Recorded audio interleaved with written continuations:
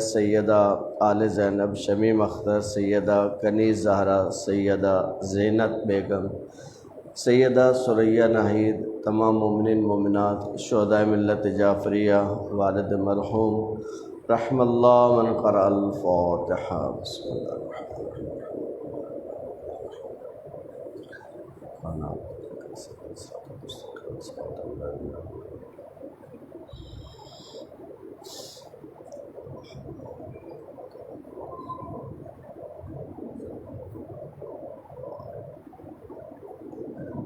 ماشاء اللہ، لا حول ولا قوة الا باللہ العلی العظیم۔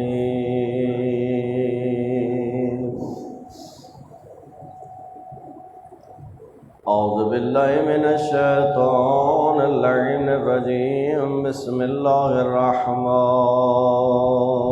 الرحیم۔ الحمدللہ رب العالمین باری الخلائق اجمعین،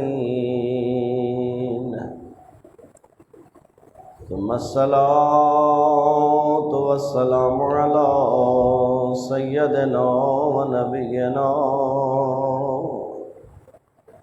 وشفیع ذنوبنا وطبیب قلوبنا حبیبنا وحبیب الہ العالمین ابی القاسم محمد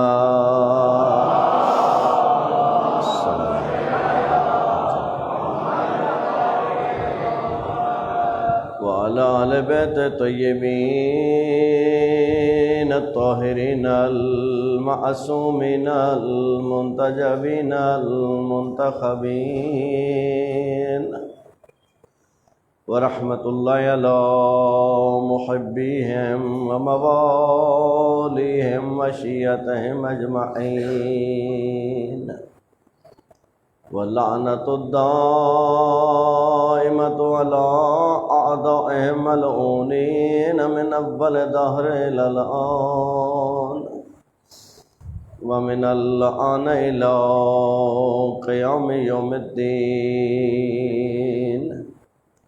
اما بعد فقد قال الحکیم فی محکم کتابہ وقولہ الحق وهو أصدق القائلين۔ بسم الله الرحمن الرحيم۔ إذ ابتلى إبراهيم ربه بكلمات فأتمهن قال إني جاعلك للناس إماما، بلند صلوات۔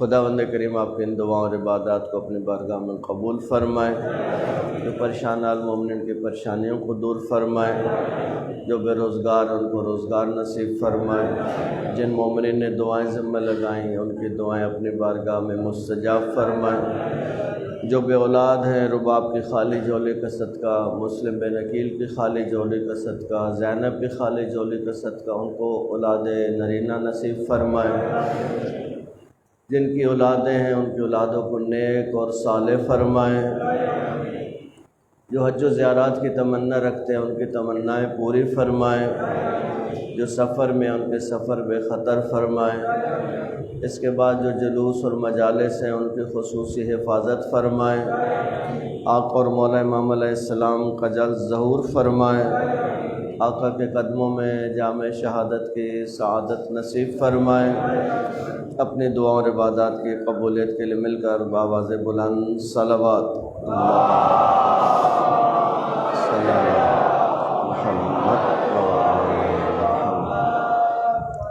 محترم و معزز سامعین، جس آیت شریفہ کو آپ کی خدمت میں تلاوت کیا، اس آیت کو آج کے جوان خصوصاً کالجز، یونیورسٹیز آفس میں جانے والے تمام مومنین اس آیت شریفہ کو یاد کریں اور اس آیت کے ضمن میں جو چند معروضات آپ کی خدمت میں عرض کر سکوں گا، کوشش کریں کہ ان کو پوائنٹ وائز یاد رکھیں۔ دیکھیں، آج جس زمانے سے ہم گزر رہے ہیں، امامت کا مسئلہ آج کا مسئلہ نہیں ہے، امامت کے ساتھ اختلاف آج کا مسئلہ نہیں ہے۔ آج جو ہم سے امامت کے اوپر اختلاف کر رہے ہیں، یہ صدیوں پرانا مسئلہ ہے۔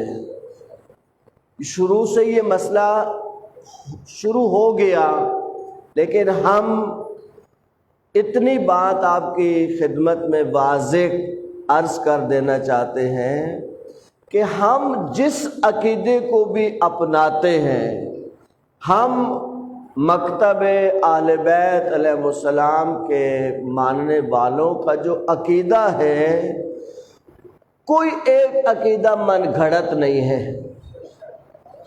کہ ہم نے اس کو بنایا اور پھر ہم اس کی سپورٹ میں ڈھونڈنے شروع کیا، کہاں سے کوئی بات ملے کہ اس کو ہم بچا سکیں۔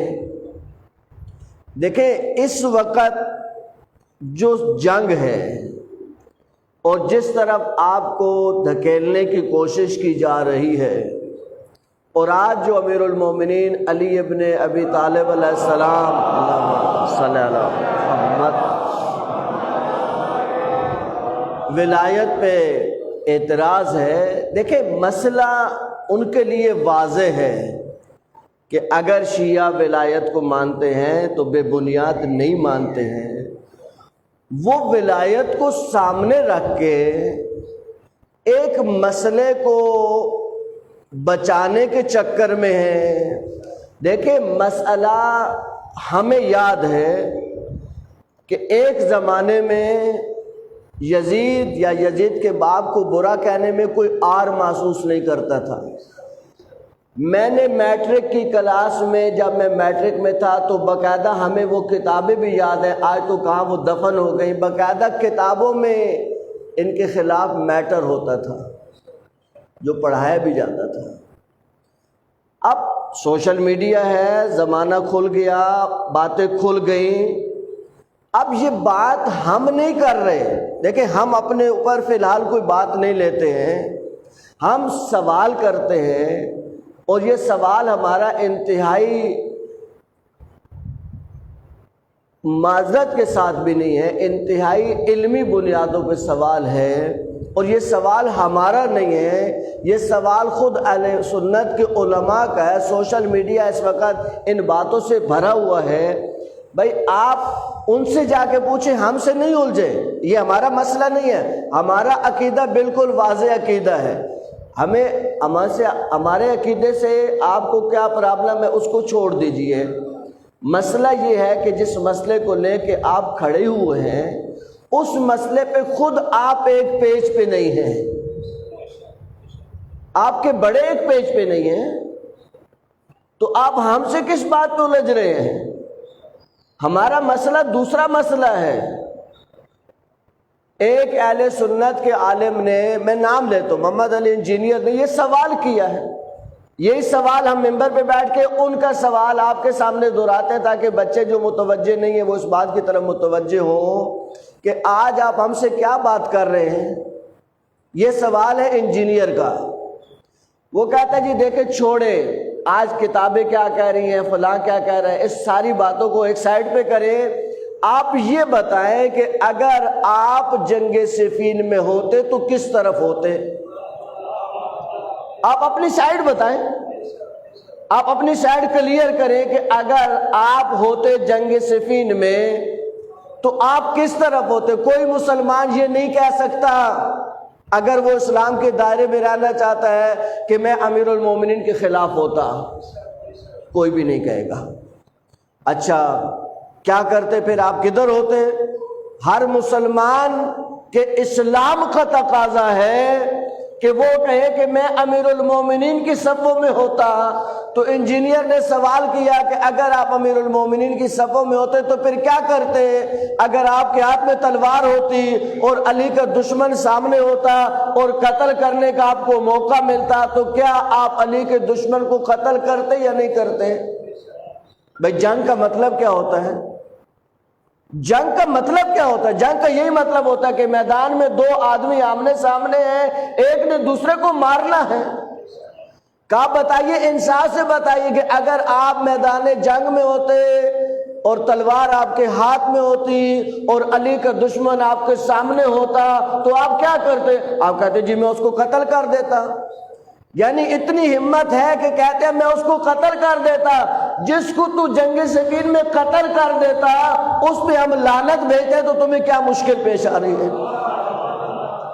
تمہیں کیا مشکل پیش آ رہی ہے؟ مشکل یہ نہیں ہے۔ اب آئے بچوں کے لیے بات دیکھیں، عقیدہ امامت۔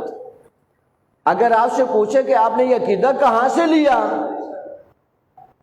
آپ سینہ چوڑا کر کے اس آیت کو پہلے یاد کریں کہ یہ امامت کا عقیدہ قرآنی عقیدہ ہے۔ عزیزان گرامی، جتنا قرآن نے مسئلہ امامت کو واضح الفاظ میں بیان کیا اس آیت کے اندر، مسلمان کچھ بھی نہ پڑھے قرآن سے، صرف اس آیت کو تعصب کی اینک اتار کے پڑھ لے تو اس کے بہت سے مسئلے حل ہو سکتے ہیں۔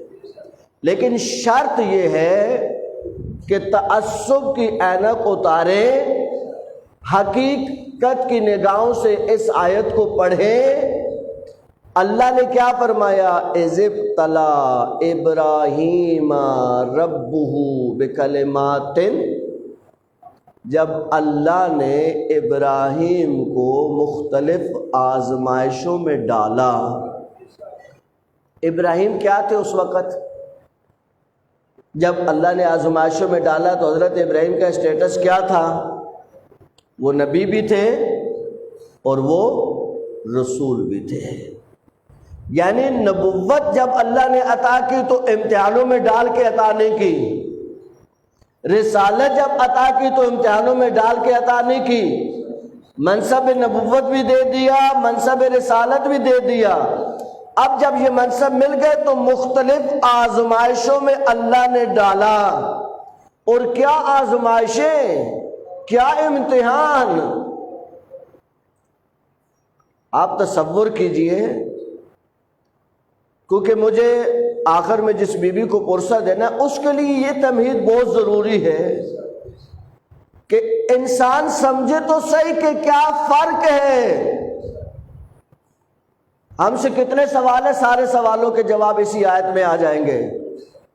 اللہ نے کہا ابراہیم کو جب ہم نے مختلف آزمائشوں میں ڈالا تو کیا ہوا؟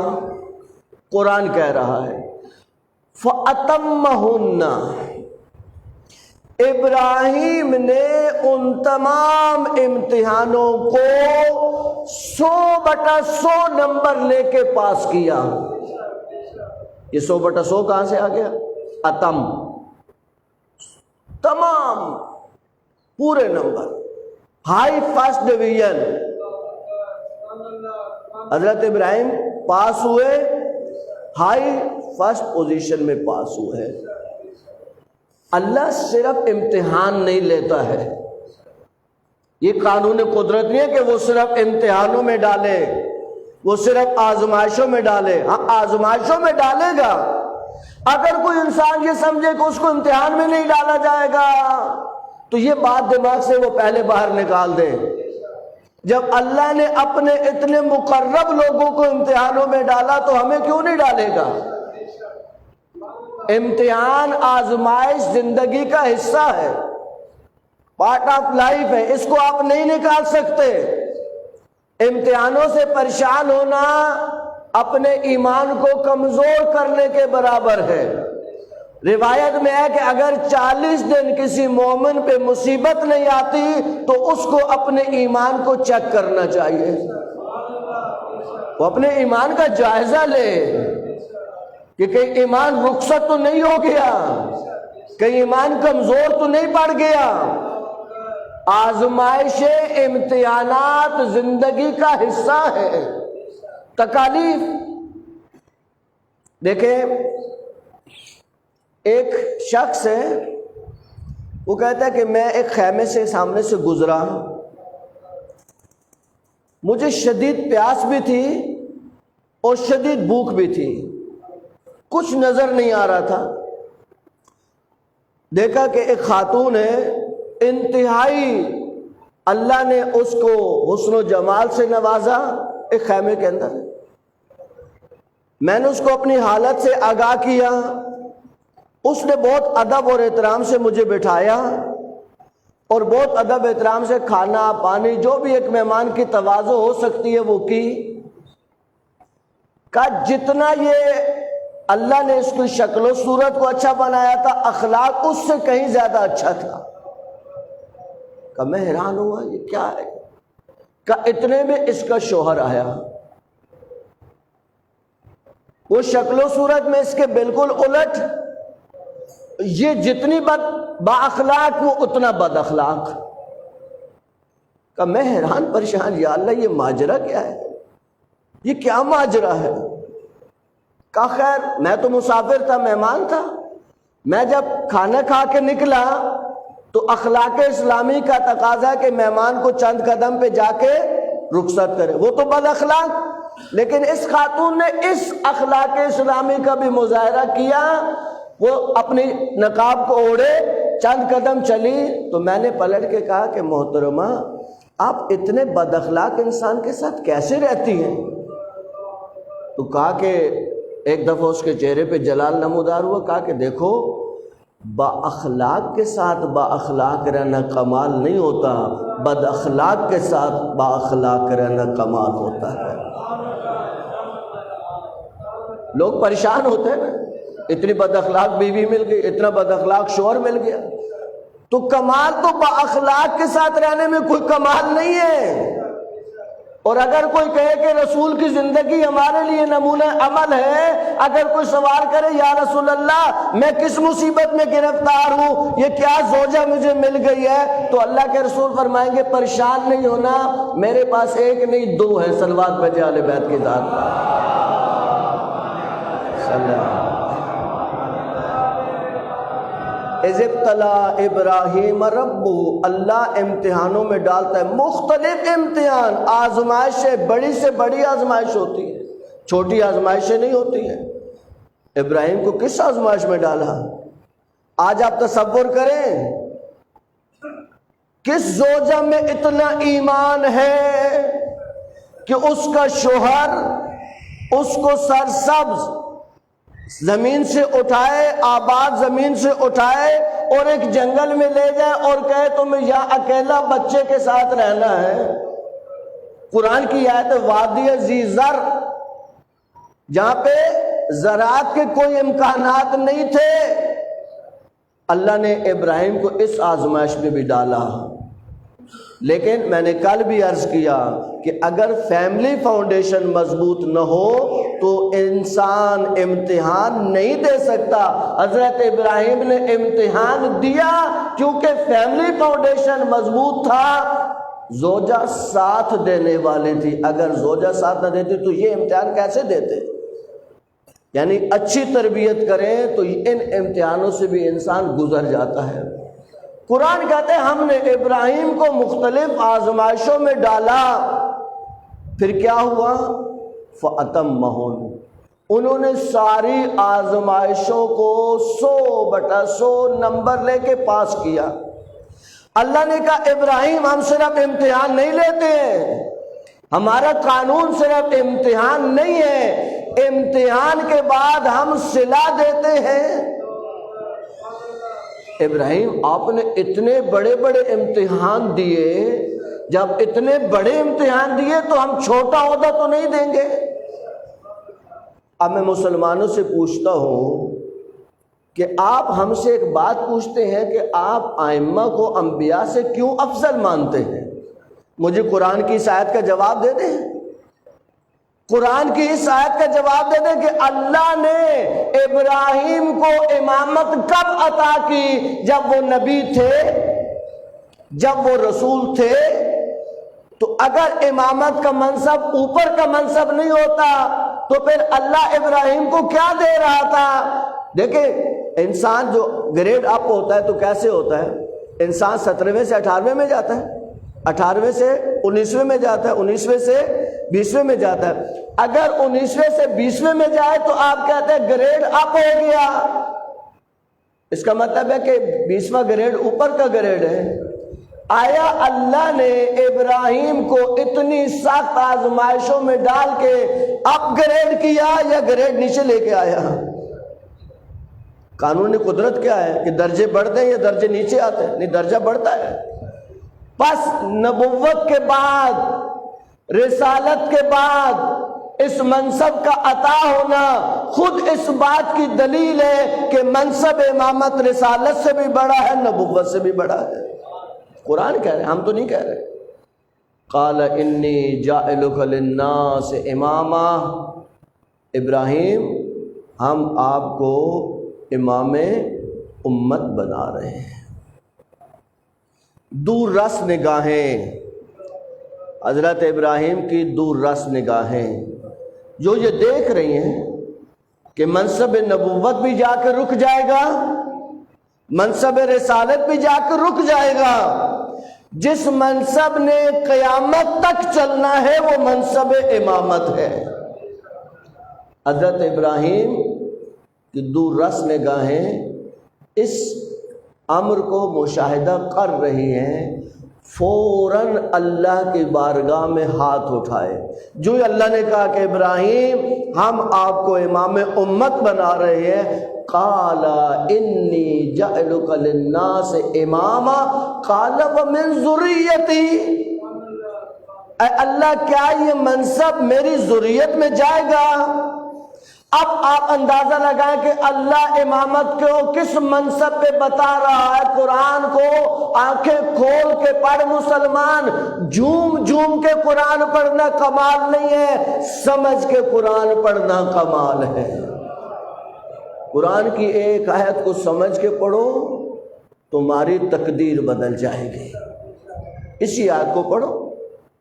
اللہ سے ابراہیم نے کیا تقاضا کیا کہ اللہ میری ذریت میں یہ منصب جائے گا؟ ذریت سے پہلے کلمہ من، قال ومن ذریتی، من کا مطلب ہوتا ہے کچھ، بعض، کیونکہ سب کو تو یہ منصب نہیں مل سکتا۔ حضرت ابراہیم جانتے یہ منصب سب کو نہیں مل سکتا، اس لیے سب کے لیے سوال نہیں کیا، ساری ذریت کے لیے سوال نہیں کیا۔ قال ومن ذریتی، اے اللہ کیا میری ذریت میں سے کچھ لوگوں کو یہ منصب ملے گا؟ اللہ نے کیا کہا؟ نہیں ملے گا۔ یا اللہ نے کہا ملے گا؟ نہیں، اللہ نے ایک عجیب جواب دیا، قال لا ینال عہدی الظالمین، ابراہیم یہ منصب ظالموں تک نہیں پہنچ سکتا ہے۔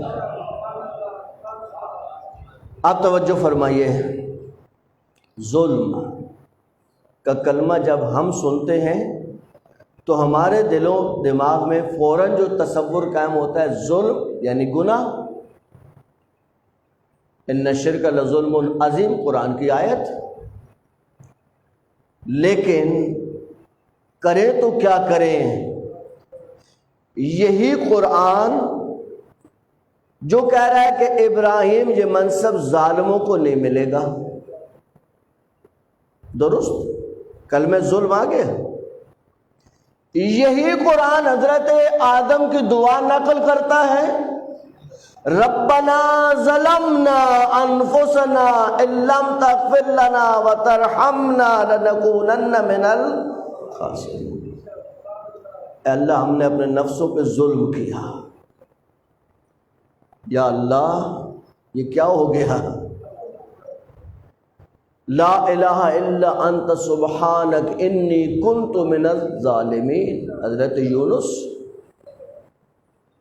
اب مسلمانوں سے ہم سوال کرنے کا حق رکھتے ہیں کہ اللہ نے جب منصب امامت کو دینے کا کہا تو کہا ابراہیم یہ منصب ظالموں کو نہیں جائے گا، یعنی ظالم منصب امامت پہ فائز نہیں ہو سکتا۔ حضرت آدم نبی ہیں یا نہیں ہے؟ معصوم ہے یا نہیں؟ کوئی نبی ہوتا ہے جو معصوم نہ ہو؟ حضرت یونس معصوم ہے یا نہیں؟ یہ کنفرم ہے کہ ہر نبی معصوم ہوتا ہے اور کوئی معصوم گناہ نہیں کرے۔ معصوم کا مطلب یہ ہوتا ہے جو گناہ نہ کرے، معصوم اس کو کہتے ہیں جو گناہ نہ کرے۔ تو یہ ظلم کیا ہوا پھر؟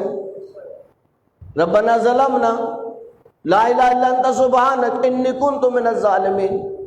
اے مسلمان، اگر امیر المومنین علی ابن ابی طالب اللہم صلی علی محمد مولا نے اس مشکل کو حل نہ کیا ہوتا تو آج تک مسلمان سرگرداں ہوتا کہ ظلم کیسے نبوت کے ساتھ سازگار ہے، یعنی ظلم ہو، گناہ بھی نہ ہو، اور واللہ اگر آپ ظلم کو گناہ کے مساوی سمجھیں گے تو حضرت آدم کی عصمت پہ داغ آئے گا، وہ عصمت نہیں رہ سکتی گناہ کے ساتھ۔ حضرت یونس کی عصمت پہ حرف آئے گا۔ کیا کہنے مولا کے؟ مولا سے پوچھا گیا مولا عدل کیا ہوتا ہے؟ مولا مل عدل، عدل کیا چیز ہے؟ مولا نے کہا عدل وضع شیء علی محلہ، کسی چیز کو اس کے مناسب مقام پہ رکھنا۔ سائل نے پوچھا پھر مولا ظلم کیا ہوتا ہے؟ مولا نے کہا میں نے تو بتا دیا، میں نے تو بتا دیا، تم نے سوچا نہیں، توجہ نہیں کی۔ جو تم نے سوال کیا اس سوال کے اندر میرا جواب موجود ہے۔ جب میں نے کہا کہ عدل کا مطلب ہے کسی چیز کو اس کے مناسب مقام پہ رکھنا، تو نامناسب مقام پہ رکھنے کا نام ہے ظلم۔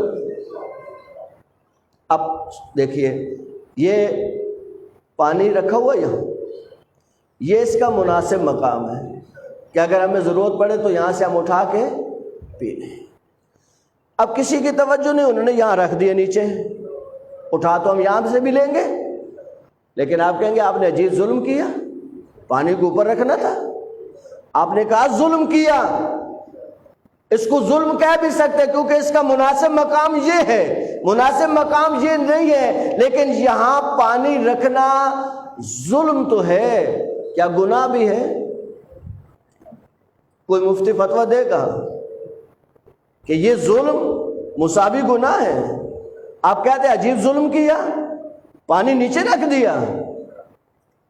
ہاں مولا نے سمجھایا کہ ہر ظلم گناہ نہیں ہوتا ہے، یہ ظلم ہے لیکن آپ اس کو گناہ نہیں کہتے۔ انبیاء سے اس قسم کا ظلم سرزد ہوا جس کو کہتے ہیں ترک اولا، بہتر تھا کہ اس کو بھی نہ کرتے۔ ترک اولا کا کیا مطلب ہے؟ یہ لفظ ہے ترک اولا، اولا نہیں ہے، ترک اولا، بہتر ہے اس کو ترک کرتے، یعنی اس کو ترک نہیں کیا، عصمت میں کوئی حرف نہیں آیا، عصمت میں کوئی داغ نہیں لگا، بہتر تھا یہ کام نے۔ حضرت یونس نے کیا کیا تھا؟ کون سا ظلم کیا تھا حضرت یونس نے؟ حضرت یونس اپنی قوم سے دل برداشتہ ہو گئے، ان کے رویوں سے تنگ آ کے باہر نکل گئے۔ جب باہر نکلے تو خیال آیا کہ مجھے ہی تو ان کو سمجھانا ہے، واپس آ گئے۔ اتنا سا باہر جانا بھی حضرت یونس کو مہنگا پڑا، اور 40 سال اللہ نے مچھلی کے پیٹ کی سیر کرائی۔ لا الہ الا انت سبحانک انی کنت من الظالمین۔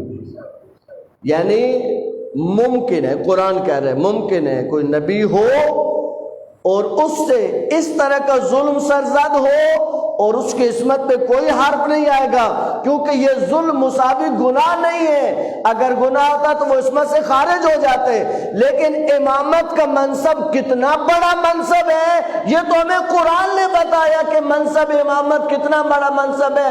اس لیے ہم انبیاء سے اور تمام رسولوں سے سوائے خاتم کے اپنے ائمہ کو افضل سمجھتے ہیں، کیونکہ قرآن نے کہا لا ینال عہدی الظالمین، ابراہیم یہ منصب ظالموں کو نہیں جائے گا، یعنی امام سے اتنا سا ظلم بھی سرزد نہیں ہو سکتا۔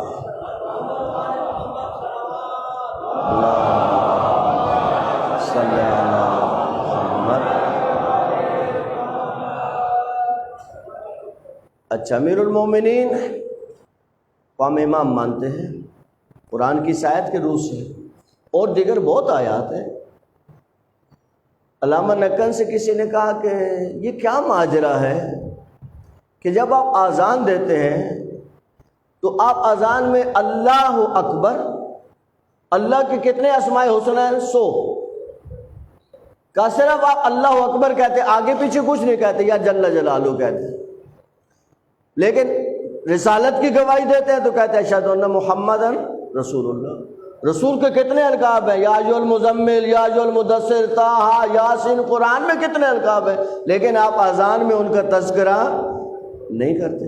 لیکن آپ عجیب لوگ ہیں، جب امیر المومنین کی گواہی کا نام آتا ہے تو اشہد ان امیر المؤمنین وقاتل المشرکین علی ولی اللہ وصی رسول اللہ وخلیفتہ بلا فاصل۔ یہ ہوتے ہیں علماء۔ اعتراض تو چھوٹا نہیں ہے، یہ اعتراض چھوٹا نہیں ہے کہ آپ اللہ کا نام مختصر، رسول کا نام مختصر، لیکن جب مولا پہ پہنچے اتنی لمبی گردان۔ علامہ نقن اللہ تعالیٰ ان کو اعلیٰ علیین میں اپنے اجداد کے ساتھ مقام نصیب فرمائے۔ وہ کہنے لگے کہ ہمیں یہ انداز بھی اللہ نے سکھایا ہے، امیر المومنین کو یوں یاد کرنا بھی ہمیں اللہ نے سکھایا ہے۔ کہاں پہ سکھایا اللہ نے؟ کہ انما ولیکم اللہ۔ اللہ نے جب بتانا چاہا کہ تمہارا ولی کون ہے، آج ہم سے پوچھتے ہو کہ علی ولی اللہ کہہ سکتے یا نہیں کہہ سکتے؟ قرآن کی اس آیت کا جواب لاؤ، کہیں سے ڈھونڈ کے لاؤ اس آیت کے جواب، تمہاری ساری تفسیریں کہیں گی کہ اس آیت میں ولی سے مراد کون ہے۔ انما ولیکم اللہ۔ اللہ نے جب اپنی ولایت کا اعلان کیا تو کیا کہا؟ اللہ تمہارا ولی ہے، ورسولو، اور رسول تمہارا ولی ہے۔ لیکن جب امیر المومنین کا تذکرہ تو کیا کہا؟ وَيُقِيمُونَ الصَّلَاةَ وَيُؤْتُونَ الزَّكَاةَ وَهُمْ رَاكِعُونَ۔ جب اللہ نے اتنی لمبی گردان پڑھی تو ہم اللہ کی سنت پہ عمل کر کے مولا کا نام لیتے ہیں۔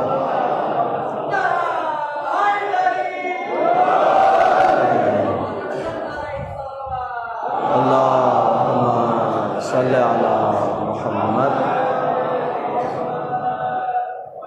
یہ مولا کا جو بغض ہے نا عزیزو، یہ عجیب مرض ہے۔ مولا کا بغض عجیب مرض ہے، یعنی قرآن کی واضح آیتیں ان کو نظر نہیں آتی۔ دیکھیں مولا نے رکوع کی حالت میں کیا دی؟ انگوٹھی دی۔ اب جائیے روایتیں پڑھیے، تاریخیں پڑھیے، بڑی بڑی انگوٹھیاں بنوائی گئیں، مصنوعی نمازیں پڑھی گئیں، مصنوعی سائل لائے گئے، مصنوعی آوازیں نکلوائی گئیں، ہاتھ بڑھائے گئے، انگوٹھیاں دی گئیں، آیتوں کا انتظار رہا، آیت نہیں اتری، لعنتیں بے شمار اتری۔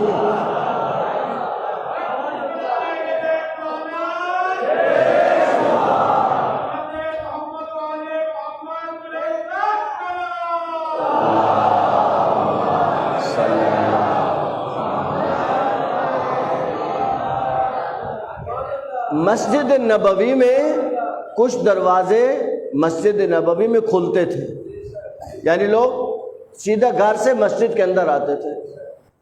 اللہ تعالیٰ نے کچھ عرصے کے بعد کہا کہ یار میرے حبیب یہ سارے دروازے بند کر دو۔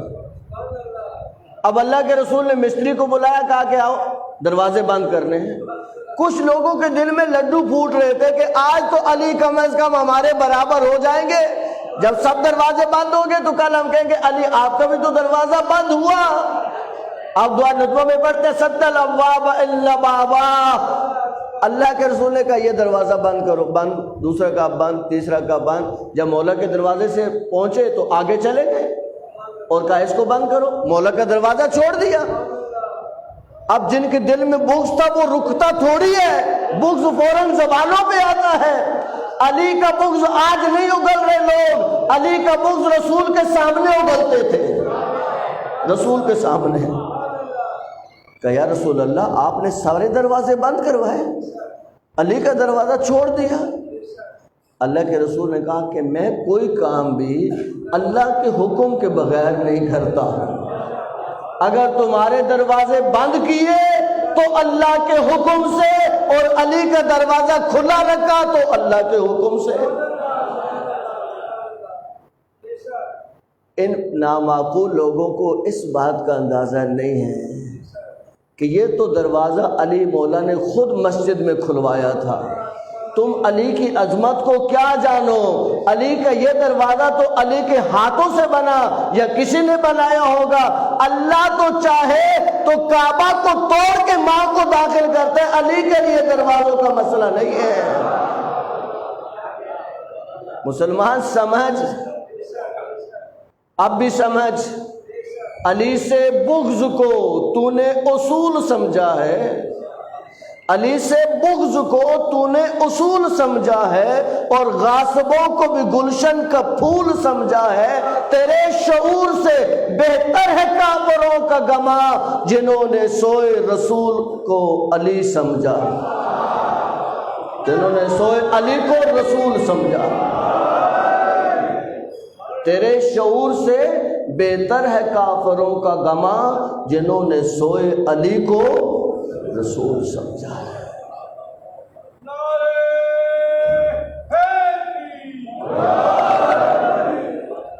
مولا کے ساتھ بغض کی حد ہے، وہ کم بغض تھا لوگوں کے دلوں میں۔ اللہ کے رسول نے غدیر میں اعلان کیا، ایک شخص اٹھا، دیکھیں یہ تاریخ ہے، یہ بچے یاد کریں یہ باتیں ہیں۔ علامہ طالب جوہری رحمۃ اللہ علیہ وہ خود ایک عالم سے انہوں نے یہ واقعہ بیان کیا، جن سے بیان کیا انہوں نے خود مجھ سے بیان کیا۔ کہتے ہم بیٹھتے تھے قبلہ کی خدمت میں تو وہ واقعات سناتے تھے، ظاہر ایک عالم انسان۔ کہا کہ بیٹھے تو قبلہ کہنے لگے کہ میں ایک دفعہ کتاب پڑھ رہا تھا تو میں نے پڑھا کہ شیخ مفید کے پاس ایک غیر شیعہ عالم آئے اور انہوں نے کہا کہ شیخ نس کسے کہتے ہیں؟ نون اور صاد، نس، یہ عربی کی علمی کتابوں کے خاص ٹرم ہے۔ اس کا مطلب ہوتا ہے واضح حکم، اتنا واضح کہ جس کے بارے میں ذرا شک و شبہ باقی نہ رہے۔ مثلا صبح کی 2 رکعت، کسی مسلمان کو شک ہے؟ ہر مسلمان کہتا ہے کہ صبح کی واجب 2 ہی رکعت ہیں، عصر کی 4 رکعت ہیں، ظہر کی بھی 4 رکعت ہیں، عشاء کی بھی 4 رکعت ہیں، مغرب کی 3 رکعت۔ نس یعنی اتنا واضح حکم کہ جس پہ ذرا برابر شک نہ کیا جا سکے۔ شیخ سے، شیخ مفید سے پہلے اس نے نس کا معنی پوچھا، سمجھا میں نے بڑا تیر مارا۔ شیخ نے کہا نس واضح حکم کو کہتے ہیں۔ تو کہنے لگا کہ شیخ اس کا مطلب ہے کہ غدیر نس تو نہیں ہے؟ شیخ نے کہا کیوں؟ کہا کہ اگر نس ہوتی تو نس کا مطلب ہوتا ہے واضح حکم، تو واضح حکم میں تو کوئی اختلاف نہیں ہوتا، تو یہ ہمارے اور آپ کے درمیان جو اختلاف ہے اس کا مطلب ہے کہ غدیر واضح حکم نہیں ہے۔ علامہ طالب جوہری جیسے عالم شخص کا اپنا بیان ہے کہ میں نے جہاں تک واقعہ پڑھا اور کتاب کو بند کر دیا، پریشان ہو گئے۔ تھوڑا سا جب اپنے میں آیا تو کہا کہ بھائی بالآخر شیخ مفید تھے، دیکھو تو صحیح جواب کیا دیا انہوں نے۔ کہا میں نے کتاب کو واپس کھولا کہ دیکھو شیخ مفید نے اس کو جواب کیا دیا۔ شیخ مفید نے کہا دیکھو نس غدیر ہے، اور غدیر کے نس ہونے میں کوئی اختلاف نہیں ہے۔ اگر غدیر کے نس ہونے میں اختلاف ہوتا تو تمہارے بڑے مولا امیر کو نہیں کہتے بخن بخن یا علی ابن ابی طالب، تمہارے بڑوں کا مولا کو مبارک دینا۔ اچھا اختلاف ہوا، کس نے اختلاف کیا؟ شک کرنے کی کس نے کوشش کی؟ فہری نے رسول اللہ سے پوچھا یا رسول اللہ آپ نے جو کچھ ہمیں کہا ہم نے مانا، آپ نے کہا اللہ کو مانو ہم نے مانا، آپ نے کہا مجھے رسول مانو ہم نے مانا، آپ نے کہا حج کرو ہم نے کیا، آپ نے کہا نماز پڑھو ہم نے پڑھی، آپ نے کہا قیامت ہوگی ہم نے مانا۔ یا رسول اللہ یہ جاتے جاتے آپ علی کو بھی ہمارے اوپر حاکم بنا کے جا رہے ہیں، یہ آپ کا اپنا حکم ہے یا اللہ کا حکم ہے؟ اگر آپ کا حکم ہے تو میں نہیں مانوں گا، اور اگر اللہ کا حکم ہے تو آسمان سے میرے اوپر عذاب نازل ہو جائے۔ روایت کہتی ہے من السماء کا کلمہ اس نے ذکر کیا، ابھی سما کی الف ختم نہیں ہوئی تھی کہ ایک پتھر ہوا میں نمودار ہوا اور اس کو واصل جہنم کر دیا، لیکن فاری جاتے جاتے دو مسئلے حل کر گیا کہ مسلمانوں یاد رکھو علی حاکم ہے اللہ کی طرف سے۔ ایک بات واضح ہو گئی، اور دوسرا مسلمانوں یاد رکھو جو علی کی ولایت کا یوں کھلم کھلا انکار کرتا ہے اللہ اسے دنیا میں واصل جہنم کر دیتا ہے، ادھر تو پتہ نہیں کیا کرے گا اللہ کے ساتھ۔ دنیا میں یہ نتیجہ ہے، یہ دنیا کا نتیجہ ہے۔ علی کا بغض لوگوں کو کھائے جا رہا ہے۔ وہ لوگ جنہوں نے مولا کے حق میں اشعار کہیں، اب ہمیں ان اشعار کی قدر آتی ہے اور کرنی چاہیے۔ دیکھیں مولا کی مدح میں جنہوں نے اپنے قلم چلائے، ایک بہت پیارا شعر ہے مجھے بہت اچھا لگتا ہے، میں جب بھی ایسی محفل ہوتی ہے اس کو پڑھتا ہوں۔ ہر شخص نہیں لائق مداحی حیدر، مداحی مد کرنے والا، تعریف کرنے والا۔ شاعر کیا کہتا ہے؟ ہر شخص نہیں لائق مداحی حیدر، ہر شخص کو یہ طرز کلام آ نہیں سکتا، مر جائے گا منکر نہ پکارے گا علی کو، ناپاک زبانوں پہ یہ نام آ نہیں سکتا۔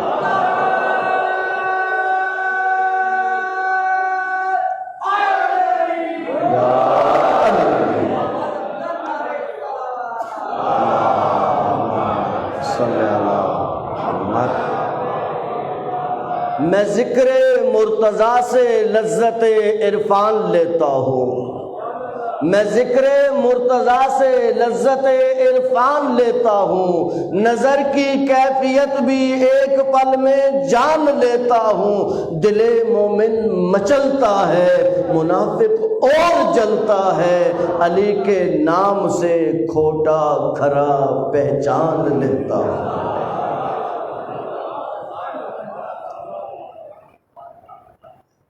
اللہ کے رسول کا ایک فرمان ہے، یا علی جو تجھ سے محبت کرے گا وہ مجھ سے محبت کرے گا۔ دیکھیں قرآن کی ایک آیت اور رسول کے اس فرمان کو ملا کے پڑھیے، لطف آئے گا آپ کو۔ اللہ کیا فرماتا ہے؟ مَن یُطِعِ الرَّسُولَ فَقَدْ أَطَاعَ اللَّهَ، جو رسول کی اطاعت کرے گا گویا اس نے اللہ کی اطاعت کی ہے۔ اللہ نے یہ نہیں فرمایا جو میری اطاعت کرے اس نے رسول کی اطاعت کی ہے۔ اللہ کیا فرما رہا ہے؟ مَن یُطِعِ الرَّسُولَ فَقَدْ أَطَاعَ اللَّهَ۔ اللہ نے ایسا کیوں کہا؟ اللہ نے رسول کی اطاعت کو کیوں معیار قرار دیا؟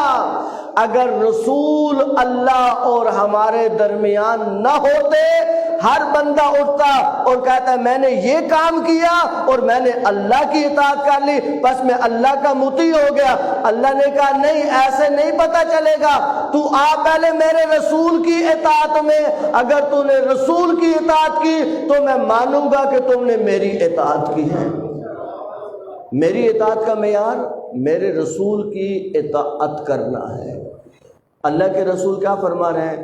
من احب علی فقد احبنی، جو علی سے محبت کرے اس نے مجھ سے محبت کی ہے۔ تم 100 دم بھرو رسول کی محبت کا، رسول کو وہ محبت قبول نہیں ہے، پہلے آنا پڑے گا علی کے در پہ، پہلے علی کی محبت کا دم بھرو گے تو رسول تمہاری محبت کو قبول کریں گے۔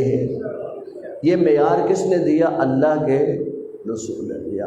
اور اسی روایت میں اللہ کے رسول نے ایک عجیب جملہ کہا کہ یا علی جو تجھ سے محبت کرتا ہے وہ مجھ سے محبت کرتا ہے، یا علی جو تجھ سے محبت کرتا ہے تقبل اللہ صلاتہ، تقبل اللہ رکوعہ، تقبل اللہ سجودہ، تقبل اللہ صومہ، اللہ اس کے رکوع قبول کرتا ہے، اللہ اس کے سجدے قبول کرتا ہے، اللہ اس کے روزے قبول کرتا ہے، جس کے قبول ہونے ہیں وہ پڑھتا نہیں۔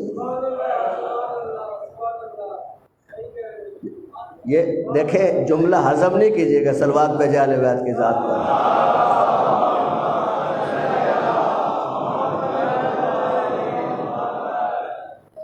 ایک جوان مذہب اہل بیت کی طرف آیا، مستبصر ہوا، ہم اس کو مستبصر کہتے ہیں، جو تحقیق کر کے علمی تحقیق کی بنیادوں پر اپنے آپ کو خود تبدیل کرتا ہے، اس کو ہم اپنی علمی زبان میں کہتے ہیں مستبصر، جسے بصیرت مل گئی، جسے روشنی مل گئی۔ وہ خود بیان کرتا ہے کہ جب میں اہل بیت کے مذہب پہ نہیں تھا تو میں کثرت سے نماز پڑھتا تھا، نہ مجھ سے کوئی مستحب چھوٹتا، نہ کوئی نفل چھوٹتا، نہ کوئی واجب چھوٹتا، نہ کوئی فرض چھوٹتا، لیکن جب میں مذہب اہل بیت پہ آیا ہوں تو اب میں مشکل سے نماز پڑھتا ہوں۔ تو کہا اس سے بھی مجھے سمجھ آیا کہ شیعوں کو نماز سے شیطان کیوں روکتا ہے، اسے پتہ ہے قبول تو انہی کی ہونی ہے۔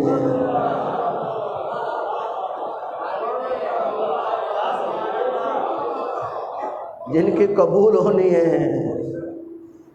کراچی میں ایک پورا گروپ ہے جو 4 رکعت 4 وقتی نماز پڑھتا ہے، بہت بڑا گروپ ہے، چھوٹا گروپ نہیں ہے، پریشان نہیں ہونا۔ کراچی میں دیکھیں گروپنگ کتنی ہے، میں سیاسی گروپوں کی بات نہیں کر رہا، مذہبی کتنی گروپنگ ہے ان کی بھی بات نہیں کر رہا، میں نمازیوں کی گروپنگ کی بات کر رہا ہوں۔ نمازیوں میں کئی قسم کے نمازی ہیں، ایک ہے سالانہ نمازی، سال میں صرف عید کے دن کے نمازی، وہ کہتا ہے کم از کم حاضری ہو جائے سال بعد، اللہ کہے کہ بھائی ادھر کہیے ادھر کا نہیں ہے۔ بعض ہے جمعے کے نمازی، ہفتہ بار نہیں ہوتا کہ جمعہ دوڑ کے پڑھتے ہیں جا کے، چلے یہ بھی غنیمت ہے۔ بعض ہے 4 وقت کے نمازی،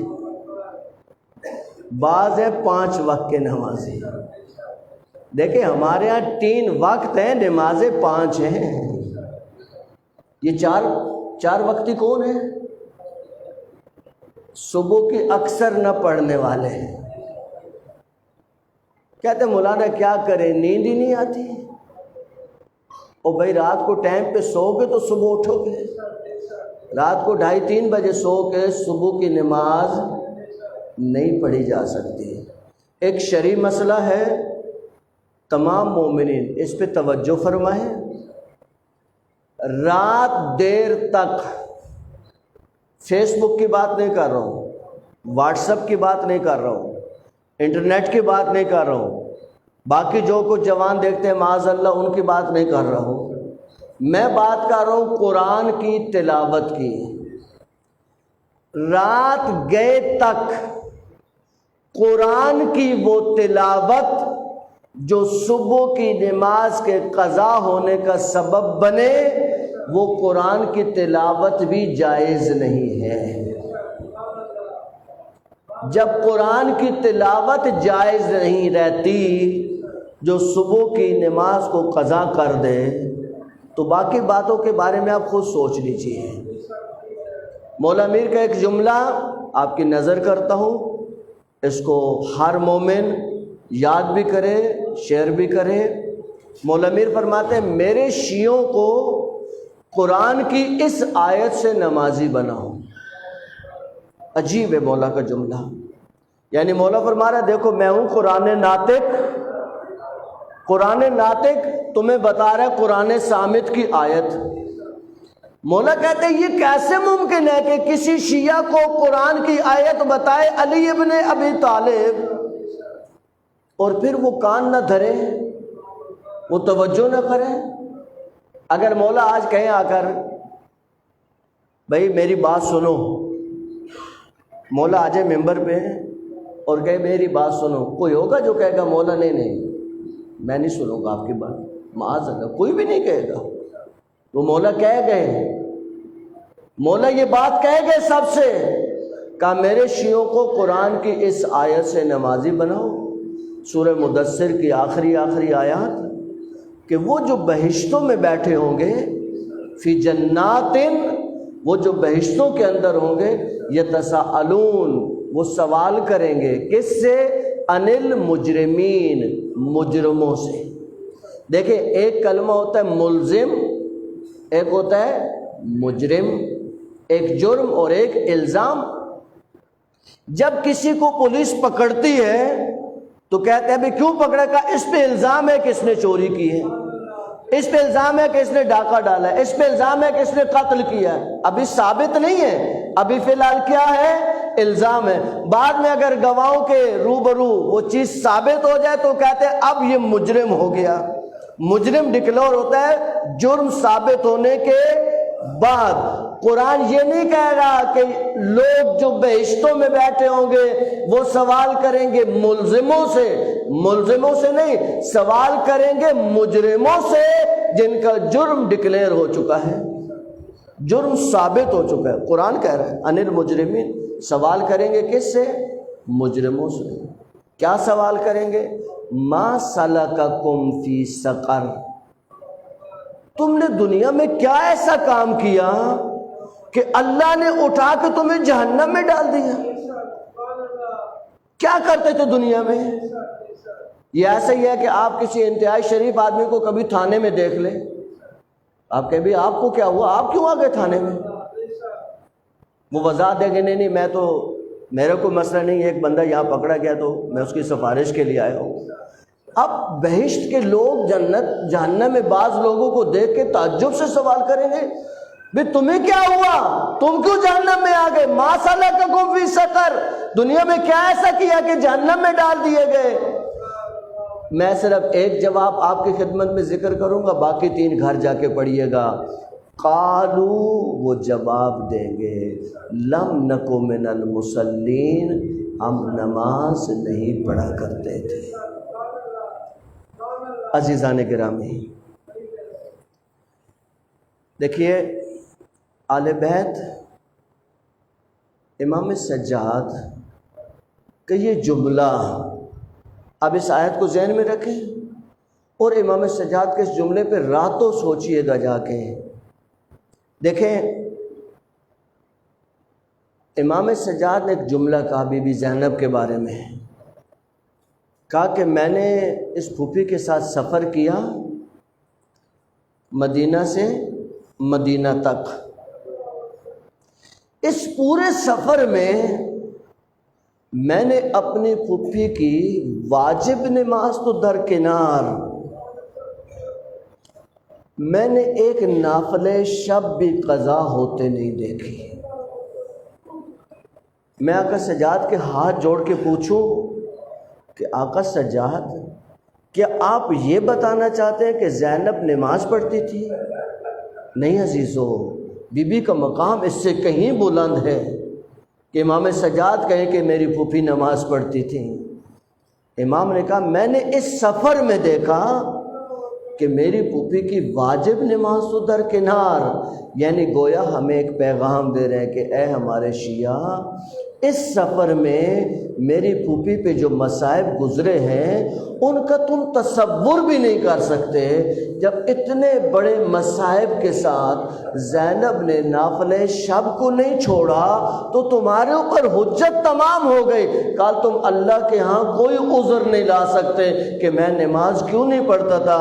اگر اللہ دکھا دے وہ منظر کہ زینب کیسے نماز پڑھ رہی تھی کہ آقا سجاد جس نماز پہ چیخے مار کے رو رہے تھے, کہا پھوپھی اماں میں نے کبھی آپ کو بیٹھ کے نماز پڑھتے نہیں دیکھا.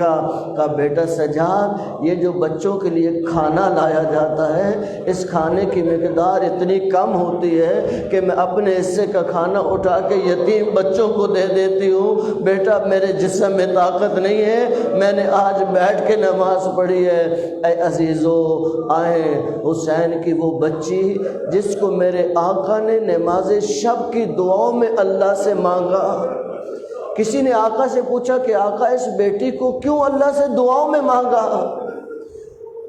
آقا نے کہا اس لیے کہ وہ میرے اوپر روئے, میرے لیے روئے وہ بچی. عزیزو آج اگر کربلا کے مصائب سے آپ سکینہ کو نکال دیں آپ یقین کریں کربلا ادھوری ہو جائے گی.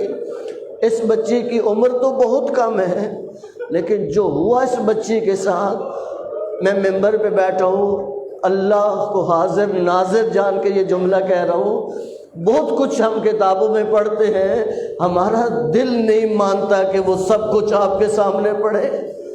بہت سخت ہیں وہ جملے, ہم اشاروں میں گزر جاتے ہیں. وہ اشارے بھی اتنے سخت ہوتے ہیں کہ آپ مومنین کے دل ہیں کیونکہ اہل بیت کے ساتھ جڑے ہوئے دل ہیں, محبت اہل بیت میں ڈوبے ہوئے دل ہیں, اہل بیت سے عشق کرنے والے دل ہیں. جملے چھوٹے چھوٹے کافی ہوتے ہیں.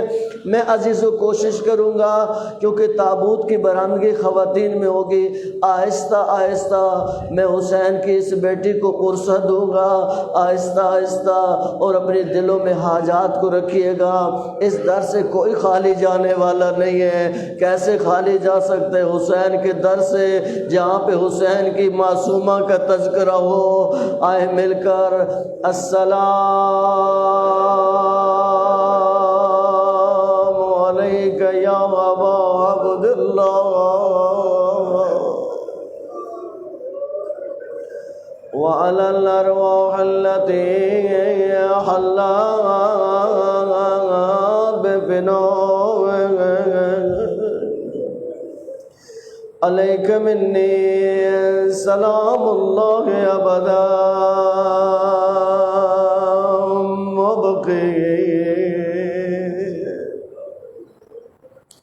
بقی اللیل والنہار ولا جعل اللہ آخر اللہ منی لزیارتکم.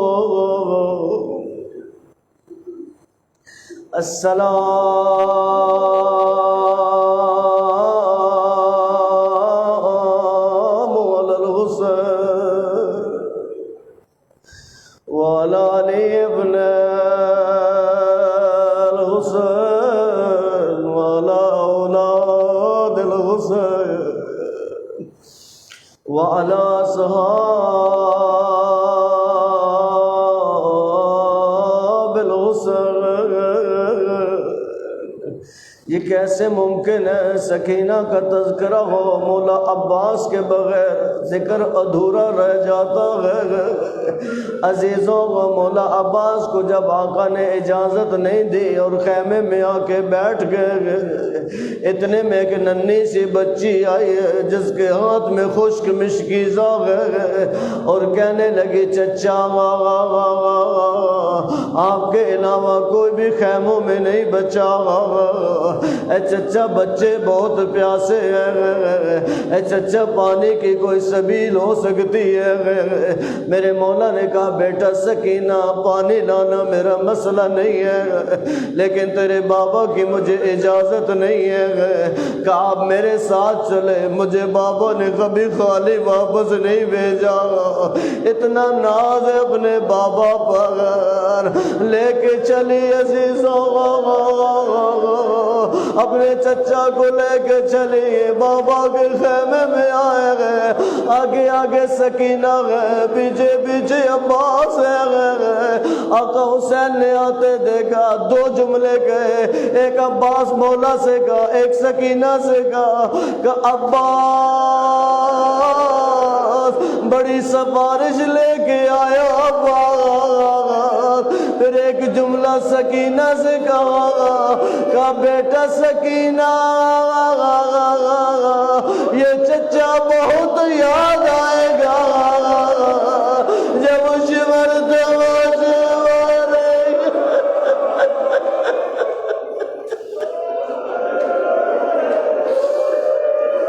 اجرکم اللہ، اجرکم اللہ۔ اے عزیزو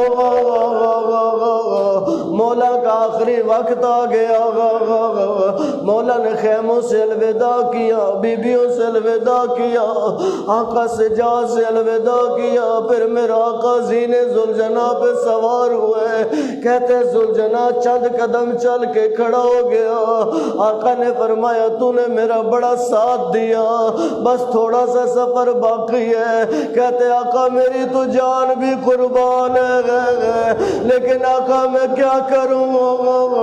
آقا کی نظر پڑی، آقا ذوالجناح سے نیچے اتر آئے گئے، سکینہ کو سینے سے لگایا گا۔ سکینہ نے عجیب سوال کیا گا، کہتے یا ابت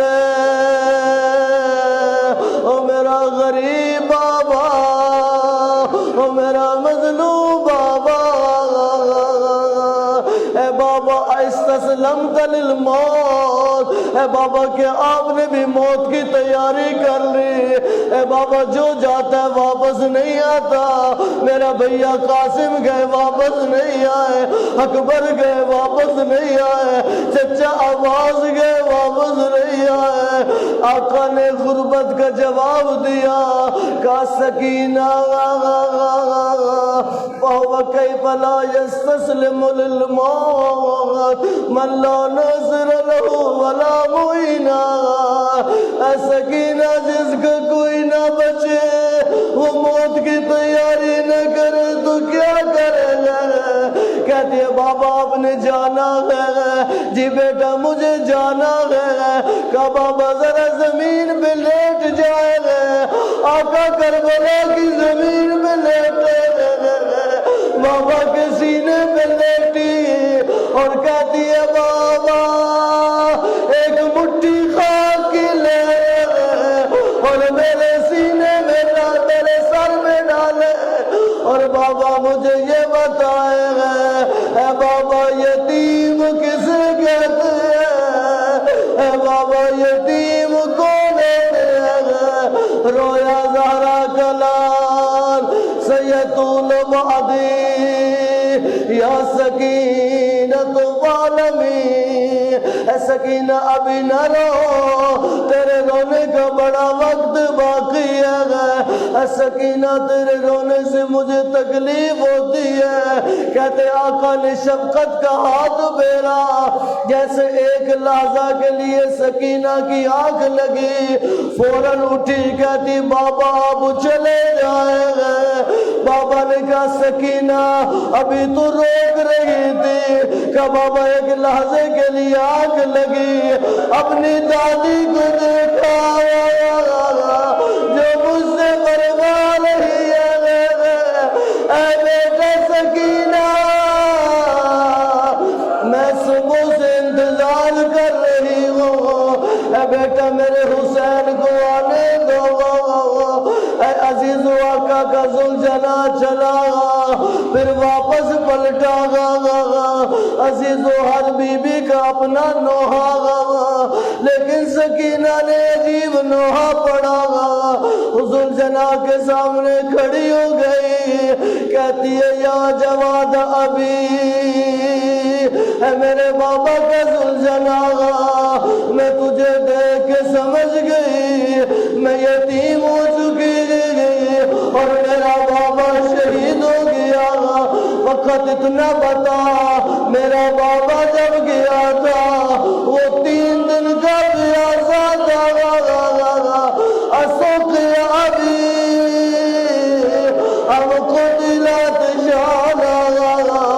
یا کسی نے میرے بابا کو 2 گھونٹ پانی کے دیے یا پیاسا شہید کر دیا اجرکم اللہ اے عزیزوں پھر شام غریبہ میں جب سکینہ کو نظر نہیں آئی زینب تلاش میں نکلی اور سکینہ کے جب قریب آئی کہ بابا کو کیسے تلاش کیا کہ بوبی اماں میرے دامن میں آگ لگی تھی اور اس پتھروں کے ڈھیر سے آواز آئی الیہ الیہ یا بنیہ اور میرے دکھوں کی ماری سکینہ اور میری مظلوم سکینہ عزیزوں بس 2 منزلیں سنے کبھی یہ نہ سوچنا اہل بیت کے قافلے چلے ان کو پانی ملنا شروع ہوا نہیں عزیزوں ایک منزل آئی ہے سکینہ کہتی ہے بوبی اماں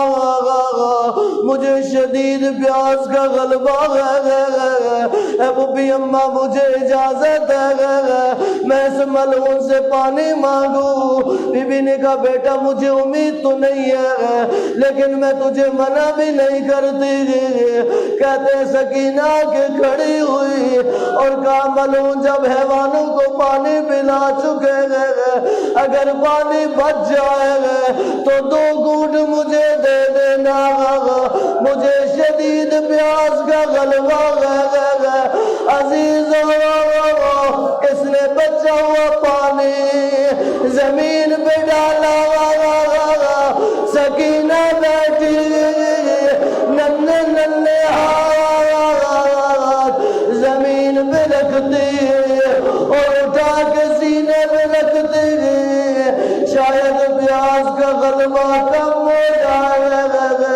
ننھی سی جان ہے بڑی مصیبتیں برداشت کی بلاخر عزیزوں شام کا زندان آ گیا جب صبح ہوتی اور پرندے اٹھتے گئے آقا سجاد کے پاس آتی اور کہتی بھیا سجاد یہ پرندے کہاں جا رہے گئے آقا فرماتے یہ رزق کی تلاش میں گئے شام کو پرندے واپس آتے ہیں کہتی بھیا سجاد یہ پرندے کہاں جا رہے ہیں آقا کہتے گھروں کو واپس جا رہے ہیں ننھے ننھے ہاتھ جوڑتی اور کہتی بھیا کوئی وقت آئے گا ہم بھی گھروں کو جائیں گے اجرکم اللہ آقا سجاد فرماتے ہیں ایک رات ایسی آئی بابا کو یاد کرتے کرتے گئے سکینہ سو گئی پھر عالم خواب میں بابا کو دیکھا پھر تڑپ کے اٹھی گئی اور غربت کے نوحے شروع کیے گئے ہر بی بی رو رہی تھی آقا سجاد رو رہے تھے اس بی بی کا رونا اتنا زیادہ ہوا یزید پلید اٹھا آقا سجاد کو کہتا ہے اتنا بچی کیوں رو رہی ہے کہ بابا کو یاد کر رہی ہے یہ ملعون کہتے حسین کا سر لے جاؤ تجھ پہ اللہ کی لعنت اگر بچے رو پڑے گے کیا ان کو بابا کا سر دکھایا جاتا ہے ایک سپاہی آیا گا تشت میں سر رکھا گا جب تشت زندان میں لایا گیا سکینہ سمجھی کھانا ہے کہتے مجھے کھانے کی طلب نہیں ہے مجھے کوئی بھوک نہیں ہے بس مجھے بابا کی طلب ہے آقا نے کپڑا ہٹایا السلام علیکہ یا ابا عبداللہ ہر بی بی روئی سکینہ نے بابا کا سر گودی میں لیا اور پھر غربت کے نوحے کہتی تھی بابا یہ تیری رگوں کو کس نے کاٹا بابا اے بابا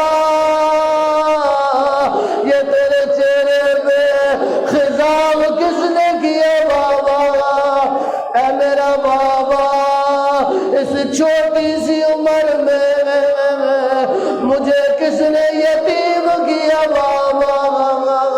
آقا سجاد فرماتے ہیں میں یہ منظر دیکھ رہا تھا، آہستہ آہستہ اپنے بابا کے لبوں پہ جھکی، لبوں پہ لب رکھے گئے، بابا کے لبوں کا بوسہ لیا اور پھر آواز رک گئی. میں نے پھپھی کو اشارہ کیا، زینب بی بی آگے بڑھے، نبض پہ ہاتھ رکھا